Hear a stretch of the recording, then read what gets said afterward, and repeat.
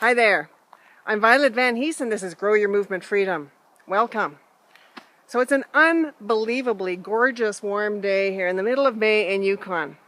This is way up north, we're beside Alaska, and this is rarely t-shirt kind of weather at this time of year, but it is today. So there's lots of people out doing all sorts of cool stuff and learning new skills like stand-up paddleboarding and new sports and stuff. And today we're going to learn something about how your body learns new things, how the muscles and the nervous system organize to learn a new skill. So stay tuned and we'll find out some cool stuff.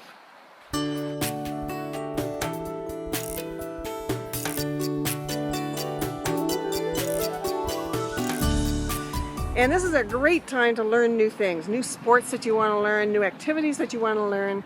So for example, my daughter and I are learning stand-up paddleboarding. And today is a perfect day for that. We've been down at the lake trying out a new board, and my daughter's first time on a board, and it's fun. It's fun to figure it out. But you'll notice that the first time you try a new activity, you're kind of wobbly and everything's a little jerky and all those kinds of things.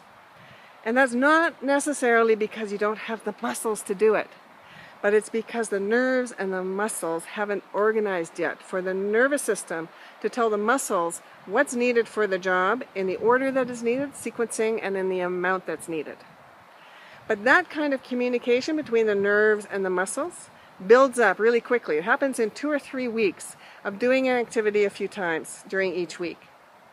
So for example, if you were going to learn to brush your teeth with your opposite hand from usual, you might find that even though you can do really nicely with the hand that you know all about, when you put it in the other hand, when you first start doing it, it feels really jerky and really rough, and really the movements are big and they're not refined. And that's because you got the basic idea of back and forth, but your nervous system hasn't figured out yet how much back and forth and how much effort is needed in each muscle to make the job done the way you want it done. But within a week or two, that's going to change a lot, so you actually have a much smoother movement. The nervous system will ask for what's needed. It will also inhibit what's not needed. Your nervous system does 2 things. It asks and it inhibits. And so it will ask for what's needed. It will inhibit the things that aren't needed when you're brushing your teeth. And you'll find a much more refined kind of toothbrushing going on for yourself. And same thing with any other activity. If it's a new activity for you, if it's like stand-up paddleboarding or like throwing a ball when you're a kid, any of those kinds of things. It might start really, or playing squash. When I started, I looked like, arms and legs everywhere, flying everywhere, and everybody else looked very tightly organized. And that's because I didn't know yet how much was needed to hit the ball the way that was needed and really focus the efficiency of the movement into what was needed to get the job done. The thing is that this communication between the nervous system and the muscles happens quite quickly. So you can learn within 2 or 3 weeks, you can learn and smooth out the gross movement patterns in this so that you can get a much more refined kind of movement happening. So your toothbrushing would become much more elegant and you wouldn't end up with toothpaste on your forehead and your cheeks. You'd have it more or less in your mouth, and then a little while later it gets smoother and smoother.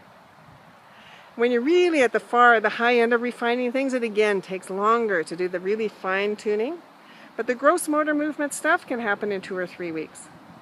And so you'll notice that your movement pattern, you feel much stronger. If you go to the gym and you're learning a new exercise, you feel much stronger really quickly, because now your nervous system's asking the muscles to only do what's needed. So all that muscle reserve, all that muscle energy is available, all the muscle is available to do the task at hand in the way it's needed, rather than all this extra stuff going on that's not needed, that tires you out. So it feels like a lot less energy and a lot less effort, and it's way more effective. So your tip for this week is, if you are learning something new, start out with learning the movement involved in it, the movement pathway for it. So for example, if you're going to brush your teeth, where's my toothbrush? You might not want to try really carefully brush the teeth. You might start with just making the movement a little bit this way. This is brushing your teeth with the opposite hand, right? Doing the movement a little bit this way. Then you might put some toothpaste on it and start to put it in your mouth, and so on. But if you start to get in there and try to brush the teeth, it might be too much all at once, and your body might ask for too much, and then you get the big messy results. So you can do with less. If you're learning to do weights, then you start with light weights and you learn the movement pathway for the work involved. So you get the technique. That way you'll very quickly build up the skill and the pattern that's needed to support a really nice movement for yourself in whatever the new thing is that you're going to be doing.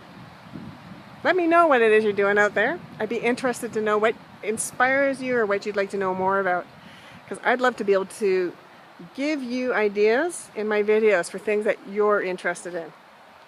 So give me a shout either in the email, through my website, through the comments boxes below here, however you'd like to. I'd love to hear from you. And have fun exploring with this. Go learn something that you've wanted to know and that really gives you some enjoyment and joy in life. And happy exploring with this. Thanks, and we'll see you next time. Bye-bye.